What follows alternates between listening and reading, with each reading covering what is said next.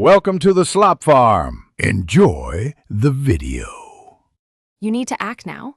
Plug one end of a known good HDMI cable into the TV's HDMI input and the other into your laptop or adapter.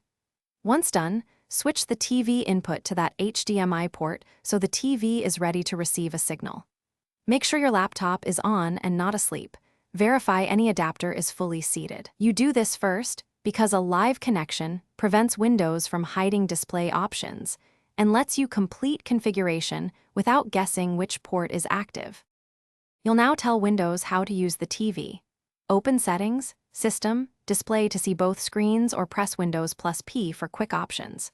Choose Duplicate to mirror, Extend to expand your desktop, or Second Screen only if you want only the TV active. Once selected, go to Advanced Display Settings to set the TV's native resolution and scaling. This avoids blurry text or off-screen edges. Make sure refresh rate matches the TV capabilities. Mismatched rates cause stutter or black screens. Finish by routing audio to the TV.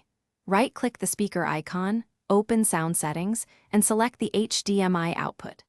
Then verify picture and audio together. If the TV shows no signal, reseat the cable, try a different HDMI port, or test the cable with another device to isolate the fault. If the image is wrong or performance is poor, update your graphics drivers in Device Manager and reboot. That usually resolves compatibility issues and completes the connect process cleanly.